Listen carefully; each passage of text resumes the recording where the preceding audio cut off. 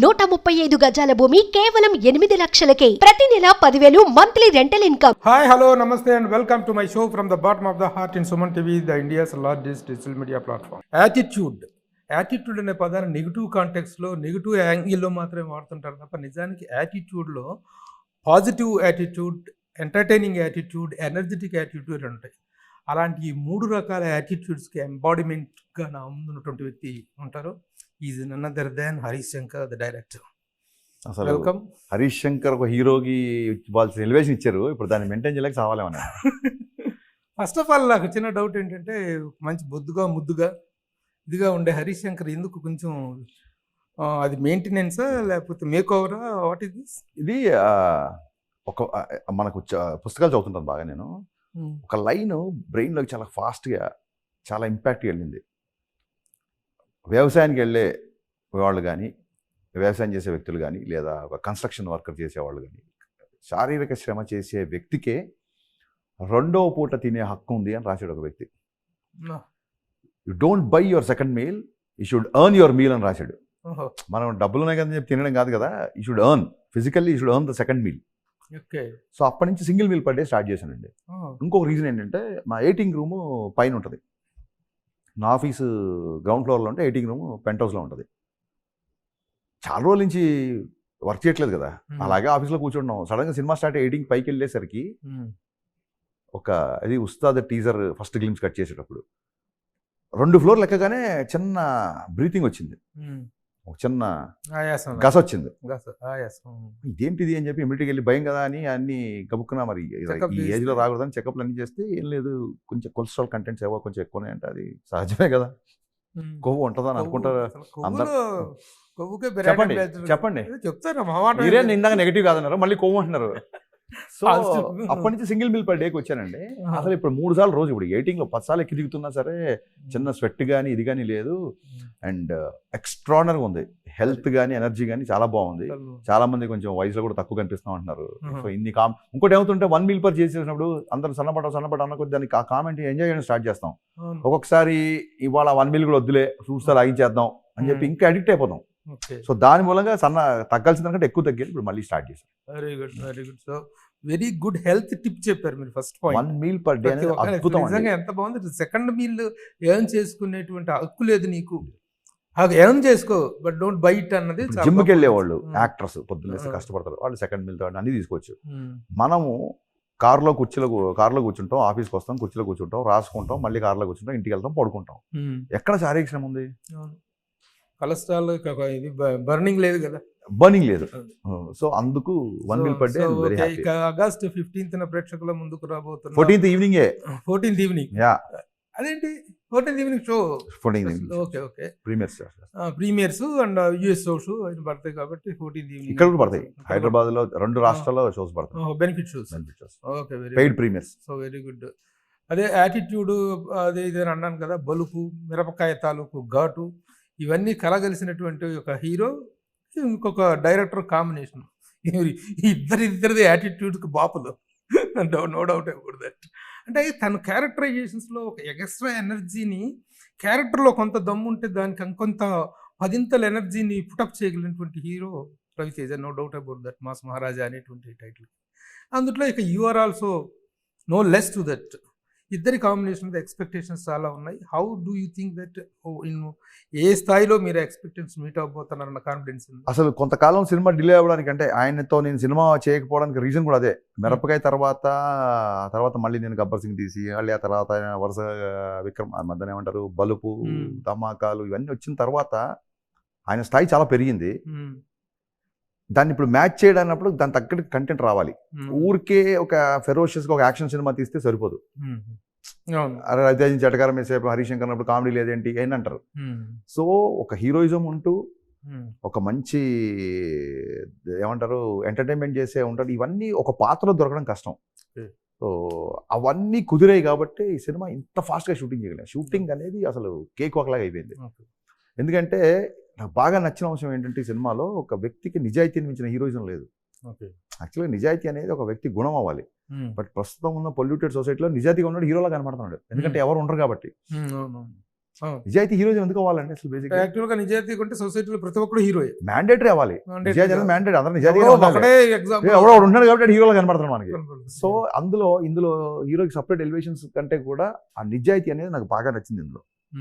So cinema మీరు అన్నట్టుగా ఇప్పుడు ఆల్రెడీ మిరపకాయ నుంచి ఆడియో వచ్చేసింది ఆల్రెడీ. సో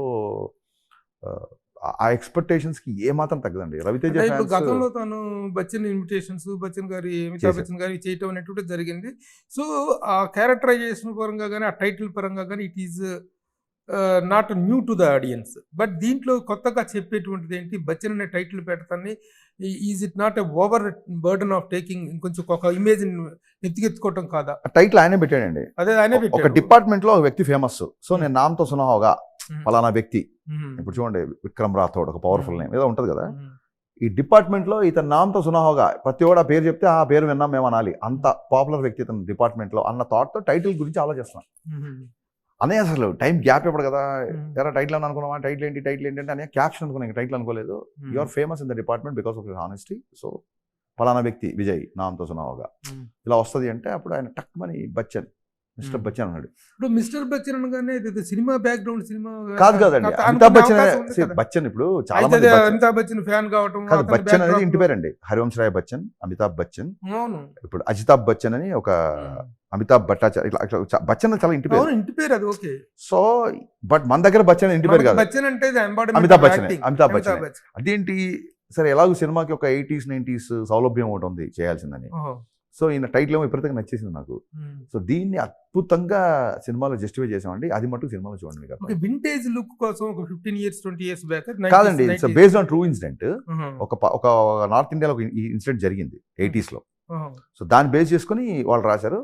మన దాంట్లో మటుకు జస్ట్ మెయిన్ స్కెల్టన్ ఒక వ్యక్తి ఇంకో వ్యక్తి మీద రైడ్ చేయడం. కాంటెంపరీగా ఎంత ఉంటుంది సినిమా, 80s వింటేజ్ మొత్తం సినిమా అంతా 80s 80 to 90. ఇంకోటి ఏం చెప్పానంటే సార్, ఒక టైంలో కుమార్ సాను పాట వస్తుంటది, ఒక టైంలో రాఘేంద్ర గారి పాట వస్తుంటది, అదొకటి 80లో ఉంటుంటది, ఒకటి 90లో ఉంటుంటది. సో నేను ఈ సినిమాకి డిస్క్లైమర్ ఏంటంటే, నాకు నచ్చినట్టుగా నాకు నచ్చిన పాటలో నచ్చినది పెట్టుకున్నాను కాబట్టి ఈ సినిమాలో ఊర్లు, పేర్లు, కథ, కథనం, కాలం కల్పితం. కాలం కూడా కల్పితమే, ఏదో కొన్ని సంవత్సరాల క్రితం జరిగింది అంతే. అంటే మనకు రవితేజ అనగానే పర్ఫార్మెన్స్ తో ఎంటర్టైన్ చేయటం ఉంటుంది, యాక్షన్ తో ఎంటర్టైన్ చేయటం ఉంటుంది, మంచి టైమింగ్ తో ఎంటర్టైన్ చేయటం ఉంటుంది. ఇందులో రవితేజ నుంచి తీసుకున్నటువంటి ఎలిమెంట్ ఏంటి? ఇవన్నీ యాక్షన్ ఉంది, విపరీతమైన ఎంటర్టైన్మెంట్ ఉంది, మంచి పర్ఫార్మెన్స్ ఉంది. ఒక సిన్సియర్ ఆఫీసర్ గా రవితేజ గారి నుంచి ఎక్స్పెక్ట్ చేసే అన్ని అంశాలతో పాటు ఒక సిన్సియర్ ఆఫీసర్ ఒక టోన్ వచ్చిన తర్వాత సెకండ్ హాఫ్ లో ఆయన చేసిన పర్ఫార్మెన్స్ ఎక్స్ట్రాడినరీ. అంటే ఒక సీరియస్ ఆఫీసర్ గా ఒక చేసిన సిన్సియర్ ఆఫీసర్లు అనగానే మనకి చాలా క్యారెక్టర్స్ ఏంటంటే ఒక పోలీస్ ఆఫీసరు, ఒక ఐఏఎస్ ఆఫీసరు, అవును కలెక్టర్ గారు, ఇన్స్పెక్టర్ గారు, ఇది ఈ రేంజ్ ఆఫ్ బ్యూరోక్రసీస్ ని చూస్తారు తప్ప what kind of officer he is, what ఈ కంట్రోల్స్, తను అరికట్టే అంశాలు ఏమిటి? సో ఐటీ ఆఫీసర్ మీద కథలు రాలే బేసిక్ గా. ఐటీ ఆఫీసర్, ఇందులో IT officer, income tax officer. ఒక డైలాగ్ రాశా, సరిహద్దు కాపాడేవాడే సైనికుడు కాదు, సంపద కాపాడేవాడు కూడా సైనికుడే. Super super dialogue. Indian army ఎంత పవర్ఫుల్, ఇన్కమ్ ట్యాక్స్ ఆఫీసర్ కూడా అంతే పవర్ఫుల్ అని చూపిస్తా అంటాడు hero. That tells how his character is going to be. Very good. Income tax ఎగ్గొట్టే వాళ్ళందరికీ కూడా ఇది ఒక హెచ్చరిక లాగా ఉంటుంది సబ్జెక్టు. సార్ హెచ్చరికలు ఉన్నంత మాత్రం ఎగ్గొట్టడం ఆపేస్తారా, కానీ మీకు తెలుసు కదా 2% 3% ట్యాక్స్ కట్టే పీపుల్ చాలా తక్కువ ఉంటుంది కదా ట్యాక్స్ కట్టే పీపుల్. మనకి ఇంకా అకౌంటబిలిటీ అనేది రాలేదు.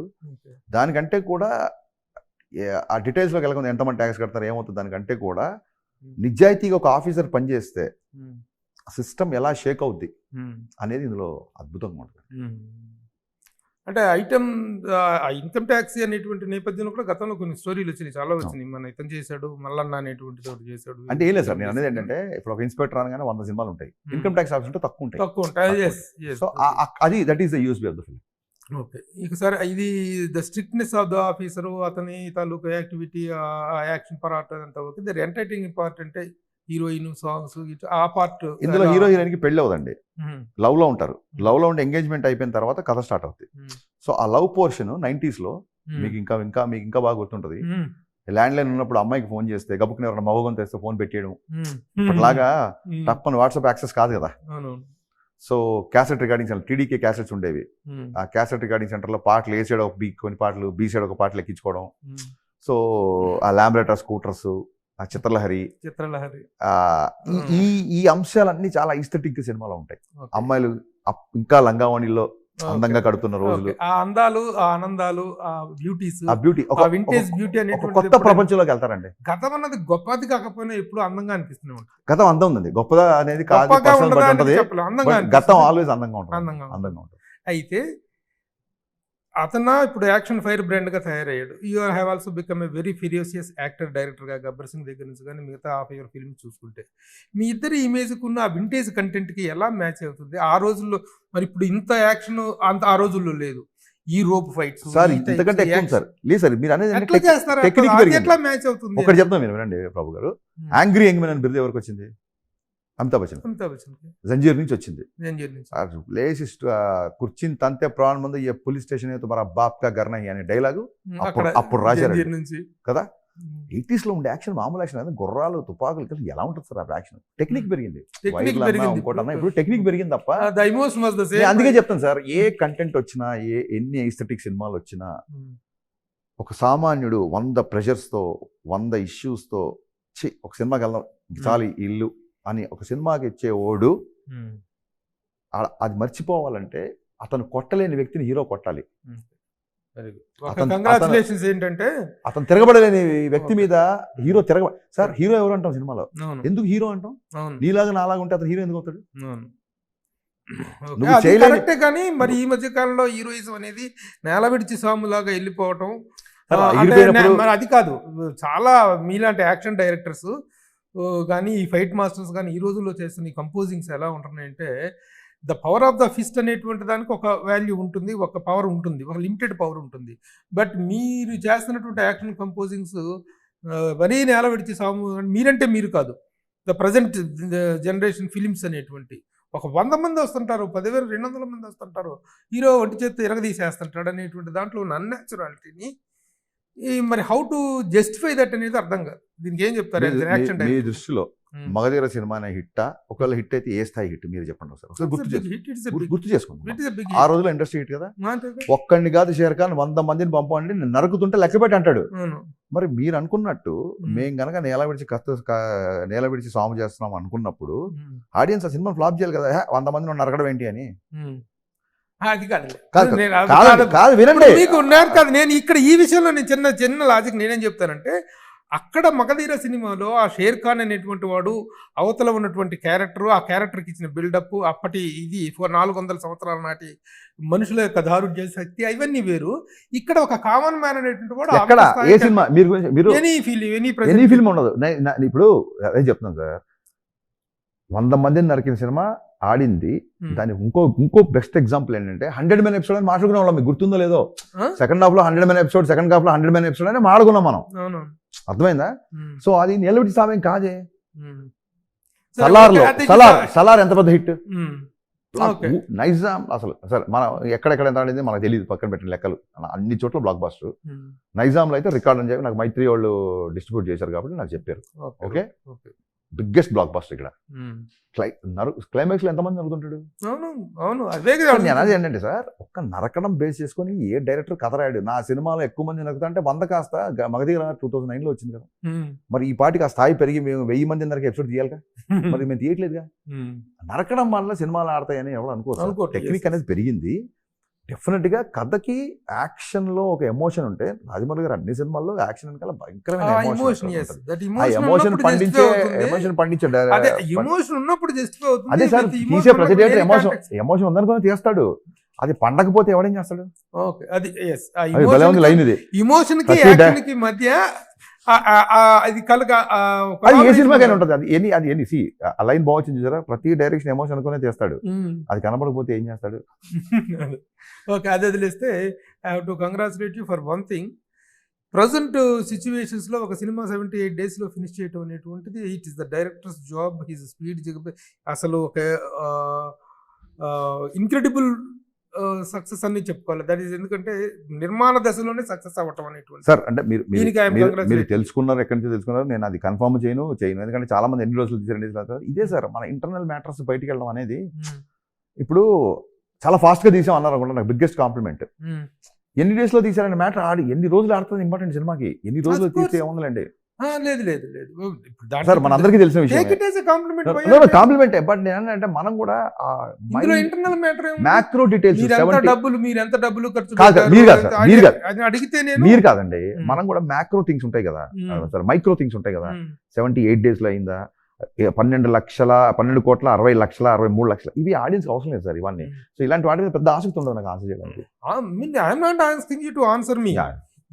ఈ న్యూస్ బయటకు సార్, వచ్చింది. మీరు ఆ టాపిక్ ఎత్తారు కాబట్టి మీరు ఇప్పుడు చూడండి, అసెంబ్లీలో స్పీకర్కి చెప్పరు అందరూ, Hmm.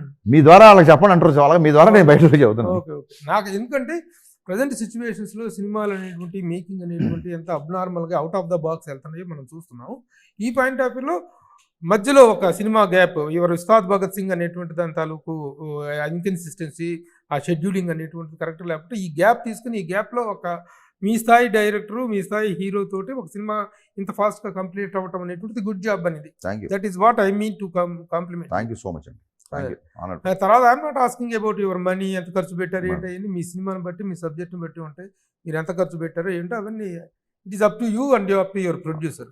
How do you compliment the making standards and the of the producer? Sir, Vishwaprasad గారు లేకపోతే ఈ సినిమా ఇంత ఫాస్ట్గా అయ్యేది కాదు. అంత అద్భుతంగా చేశారు ఆయన. అలాగే ఎప్పటికప్పుడు అప్డేట్స్ చేసుకుంటూ మొత్తం వర్క్ని ఫాలో అప్ అయ్యే వివేక్ గారు. విశ్వప్రసాద్ గారు ఏది అడిగినా నో అంటారండి. ప్రొడ్యూసర్లో ఒక దర్శకుడికి అంతకంటే క్వాలిటీ ఏం కావాలి చెప్పండి. ఏది అడిగినా నో అంటారు. సార్, ఒక 30 days లక్నోలో చేయాలి. మీరు అడిగినా కాదంటే నో అంటే కూడా మీరు ఊరుకోరు కదా. యూఆర్ఎల్ అన్కాంప్రమైజ్డ్ లేదు సార్, అన్కాంప్రమైజ్ అయినా సరే. ఇఫ్ యూ సీ మన ట్రాక్ రికార్డ్ తీసుకుంటే ఏ రోజు ఓవర్ బడ్జెట్ చేయలేదు. దిల్రాజ్ గారికి రామాయస్తే మేము అనుకున్నది ఆడకపోయినా ఇమీడియట్గా నాతో 2 సినిమాలు చేశారు ఆయన. బికాస్ నేను అనుకున్న బడ్జెట్లో సినిమాలు చేస్తాను, దానికి కూడా డబ్బులు మిగిలింది. ఇదేంటంటే సార్, నెంబర్ ఆఫ్ డేస్ పోయినాయి కదా. అవును, 100 days 150 days ఆడట్లేదు కదా. ఇప్పుడు నా సినిమా బ్లాక్ బాస్టర్ ఎప్పుడు క్లెయిమ్ చేయగలుగుతా? నా ప్రొడ్యూస్ డబ్బులు మిగిలితే నా సినిమా హిట్. అంతే. ఆ డబ్బులు మిగిలాలంటే ఎంత కలెక్ట్ చేసినా మన చేతిలో లేనప్పుడు ఎంతలో తీయాలన్నా మన చేతిలో ఉండాలని నా feeling. Very healthy thinking. This is very thinking.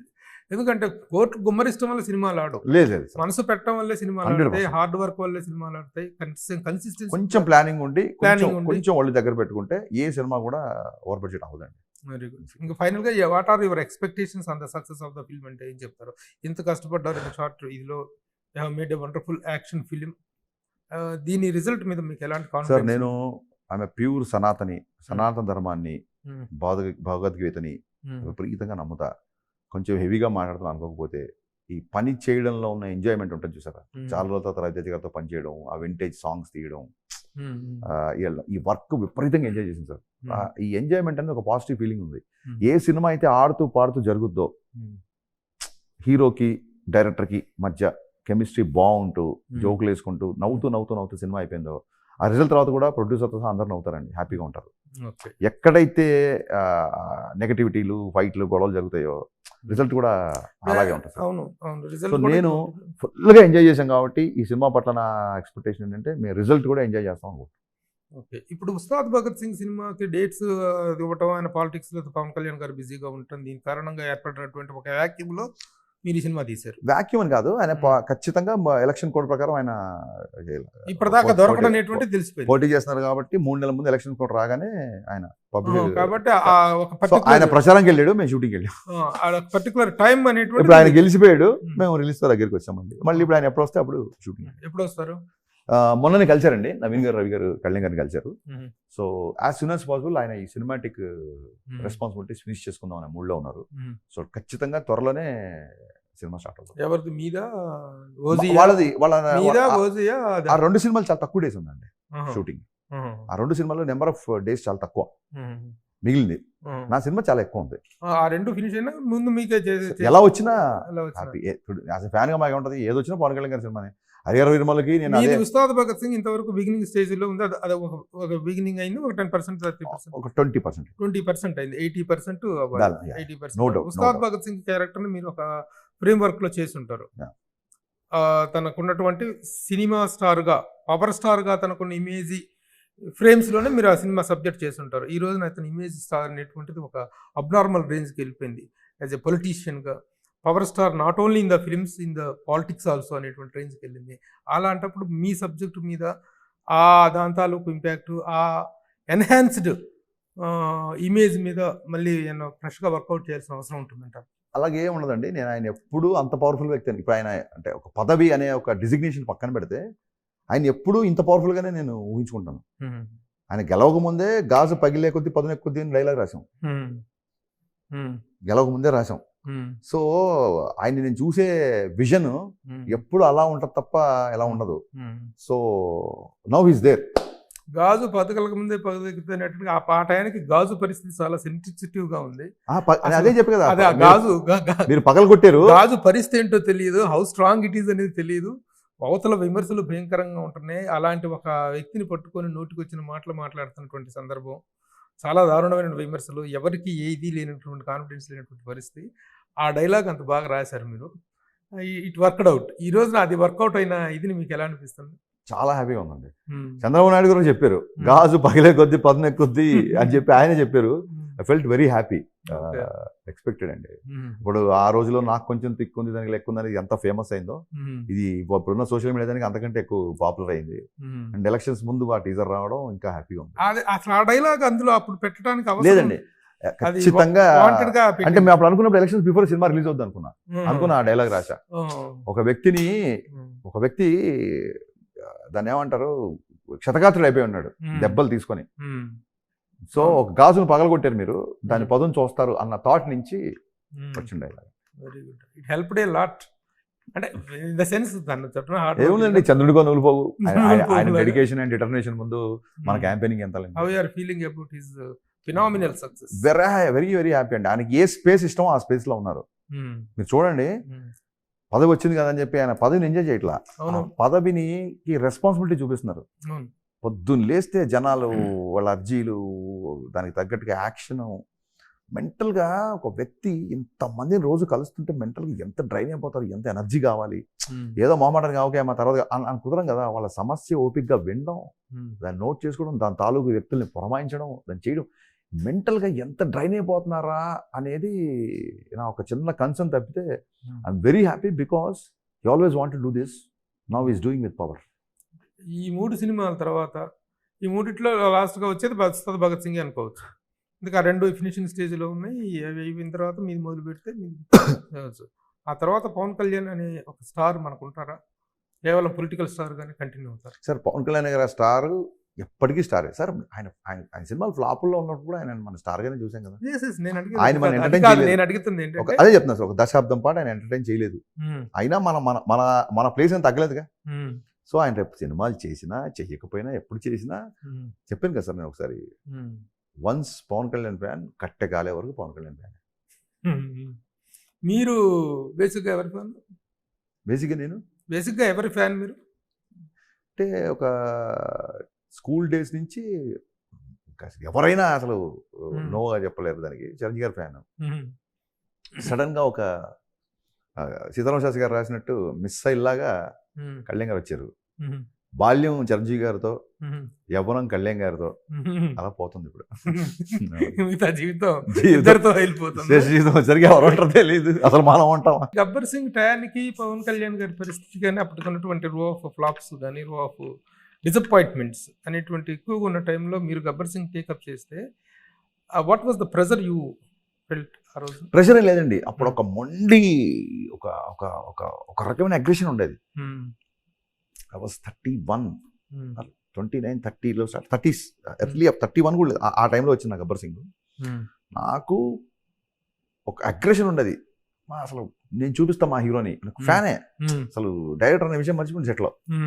ఒక ఫ్యాన్గా అసలు నేనేంటో ఇప్పుడు చూడండి మా హీరోని, ఈ డైలాగ్ చెప్తే చూడండి రేపు ఎలా ఉంటుంది, ఈ ఫైట్ చూడండి, ఈ డ్యాన్స్ అంటే కళ్యాణ్ గారు డ్యాన్స్ అంటారు, తమ్ముడు తల్లి ప్రేమ డ్యాన్సులు చూసే కదా ఇక్కడ దాకా వచ్చాము అని ఒక దాన్ని ఏమంటుంది చూసారా, ఒక నేను చూపిస్తా అన్న ఒక చిన్న ఒక క్రియేటివ్ ఆర్గన్స్ ఉండేది, అగ్రెషన్ ఉండేది. ఆర్గన్స్ కూడా కాదు, భయంకరమైన అగ్రెషన్ ఉండేది. ఒక టెంపర్ మీద ఉండే ఆ సినిమా జరిగిన సేపు. దాని తాలూకు reaction.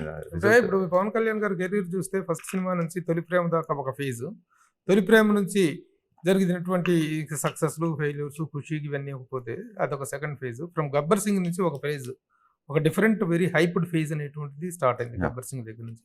And you are the beginner of that phase. How proud you feel about that? Sir 100% sir. Kalyan garu అనే పుస్తకంలో గబ్బర్ సింగ్కి ఒక అధ్యాయమో ఒక పేజో ఉండడం అనేది అది నా అదృష్టం. I feel very honoured and very blessed and very responsible also. అలాగే ఈ పొలిటికల్ ఎంట్రీలో కూడాను తన యొక్క జర్నీ అనేటువంటిది చాలా అసాధారణంగా వెళ్ళింది. ముఖ్యంగా కూటమి ఏర్పాటు అనేటువంటి దాంట్లో తను తీసుకున్నటువంటి నిర్ణయం కానీ, తను పడిన అవమానాలు, తీసుకున్న అవమానాలు, చేసిన త్యాగాలు, ఈ రోజున ఆంధ్రప్రదేశ్లో ఈ ప్రభుత్వ ఏర్పాటుకి జరిగినటువంటి నాకు ప్రస్థానంలో నాకు సుమన్ టీవీ నుంచి సడన్ గా TV9లోనో ఎన్టీవీలో కొంచెం ఫీలింగ్ వస్తుంది. చిన్న పొలిటికల్ డిబేట్కి వెళ్ళిపోతుంది ఇది. Yes, let it be. 14 Mm. Mister Bachchan release అవుతుంది ప్రీమియర్స్ తో, 15 గ్రాండ్ రిలీజ్. దాని గురించి అడగండి. పవన్ కళ్యాణ్ గారి గురించి, గబ్బర్ సింగ్ గురించి, ఉస్తాద్ గురించి అంటే మాడతాం కానీ అడిగాం సార్. ఒకటి వినండి మీరు. మళ్ళీ కూటమికి వెళ్ళి వాళ్ళు ఏమన్నారు వీళ్ళు ఏమన్నారు వినండి మాస్టారు మాస్టారు. దీంట్లో ఈ ఇంటర్వ్యూలో 2 పార్ట్లు ఉంటాయి మాస్టారు. ఆ రెండో part First part. Cinema release చేద్దాం. తర్వాత తమన్నా కాదు దొరుకుతుంది. ఇప్పుడు ఏమవుతుందంటే ఇందాక చెప్పాను, పవన్ కళ్యాణ్ గారి ఫ్యాన్స్ అందరూ చూస్తారు కదా అని చెప్పి ఆయనతో ఉన్న సాన్నిహిత్యానికో ఆయనతో చేసిన సినిమాలకో నేను పవన్ కళ్యాణ్ గారి ఫేస్ పెట్టుకొని మిస్టర్ బచ్చన్ ప్రమోషన్ చేయకూడదండి. అది తప్పు. ఎలాగో కళ్యాణ్ ఫ్యాన్స్ కూడా చూస్తారు కదా అని చెప్పి తర్వాత నాకు దాని పాయింట్ ఆఫ్ వ్యూలో full to political sir. Full to political మాట్లాడదాం అంటే సనాతన కుటుంబానికి చెందిన వాడిని, సనాతన ధర్మం పాటించేవాడిని, ప్రస్తుత సామాజిక రాజకీయ పరిణామాల మీద ఫుల్ గా ఇంటర్వ్యూ ఇవ్వడానికి నేను రెడీ. నేను ఎప్పుడు కూడా నిర్భయంగా నా ఒపీనియన్స్, నా పొలిటికల్ వ్యూస్ అన్ని చెప్పినండి. కాకపోతే ఒకసారి ఒక అబ్బాయి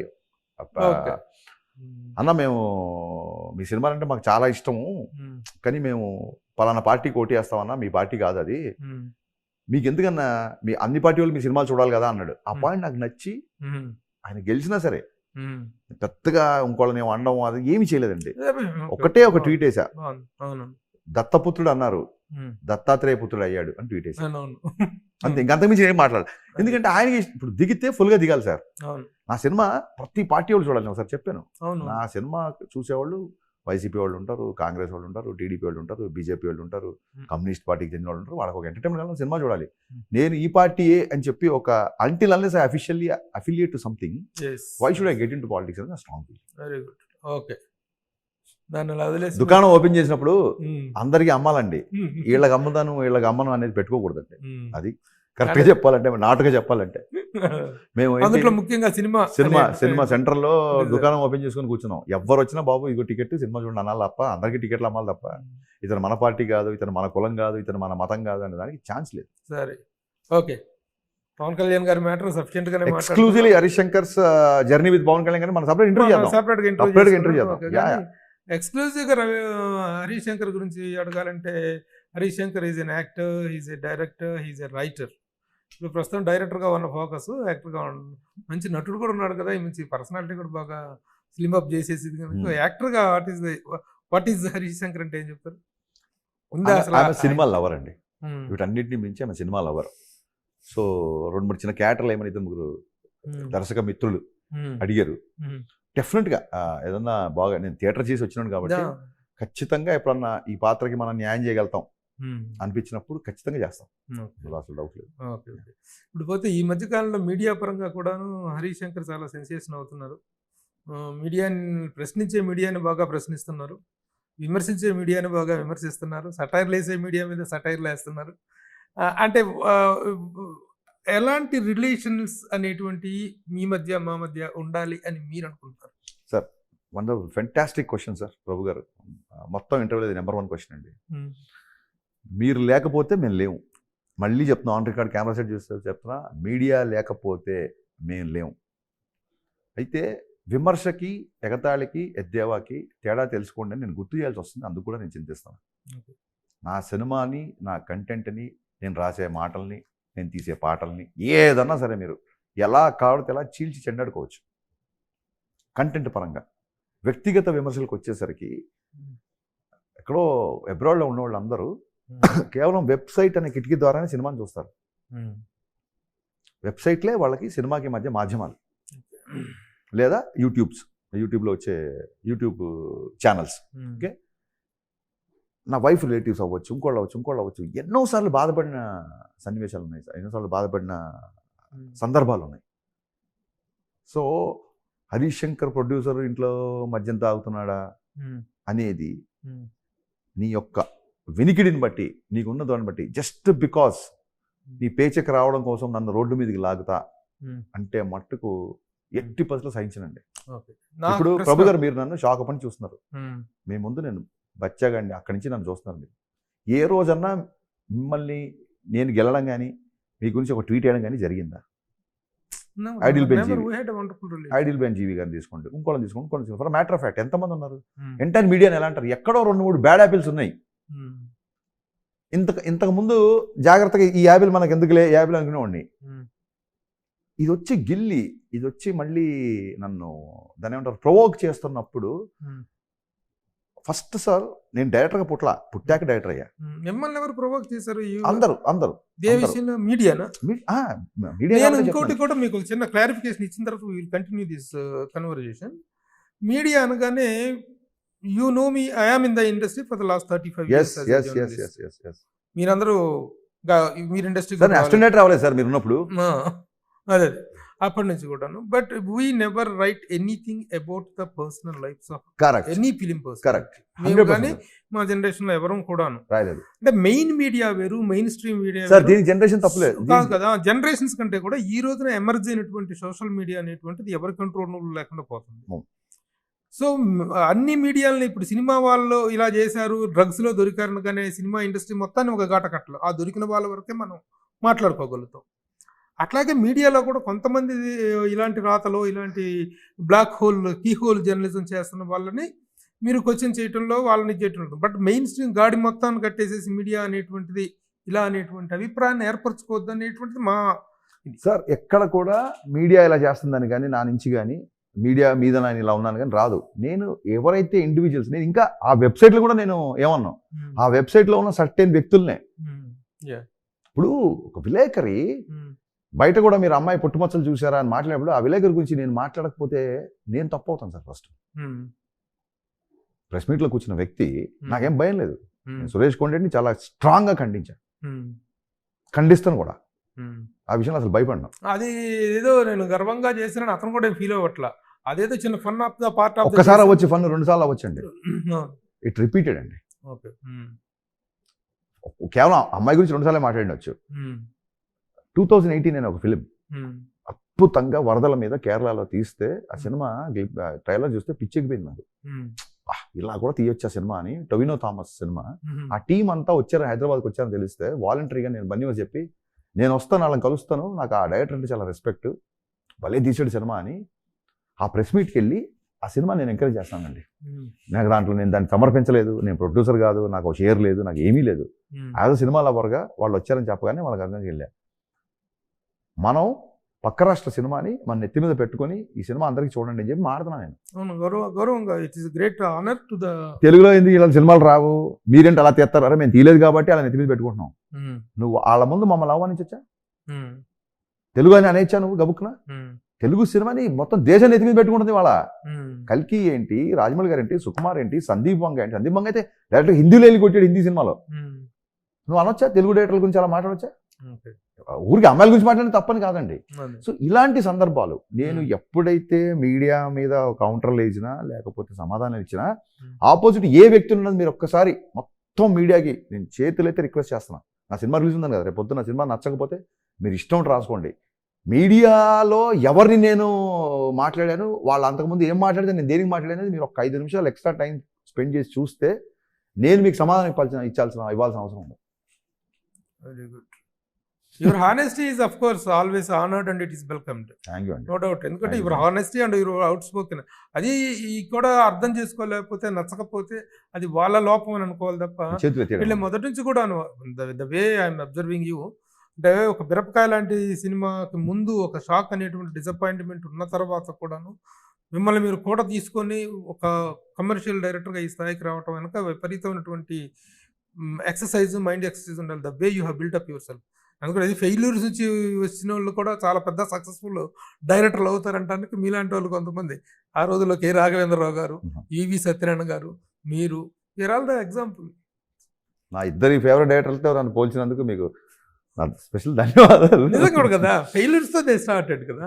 అదే సరే, anyhow let us be friendly with the media. మా మీడియాలో కూడాను నేను అదే చెప్తాను, నాకు నేను- బాధ వేస్తుంటది ఒక్కోసారి.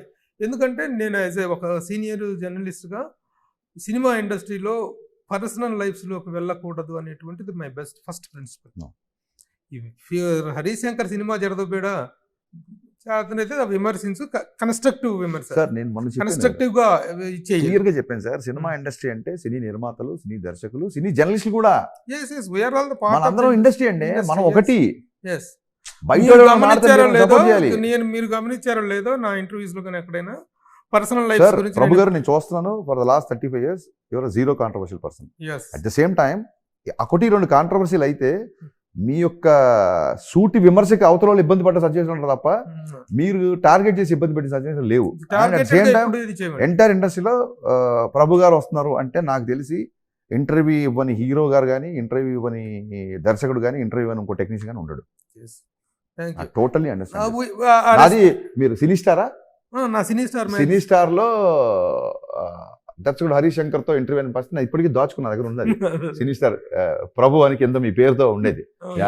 బయలైన్ తోటి. బయలైన్, Yes, yeah. yes, yes, yes.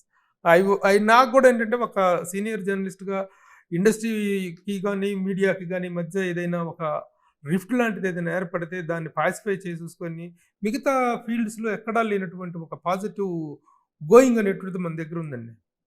అదిని మనందరం కాపాడుకోవాల్సిన బాధ్యత మనందరం. 100% సార్. సో ఒక we will go in a very good. Thank you sir, thank you so much. ఇంకోసారి ఒకవేళ నిజంగా ఏమైనా మీరు అంత రెస్పాన్సిబిలిటీగా మాట్లాడుతున్నారు కాబట్టి చెప్తున్నారు కదా, మీరు ఎప్పటి నుంచి ఎలా మాట్లాడుతున్నారు, ఒకవేళ ఏదైనా ఇష్యూ ఉన్నా ఖచ్చితంగా మీ దృష్టికి తీసుకొస్తాయి సార్, ప్లీజ్. ఖచ్చితంగా. We will talk together.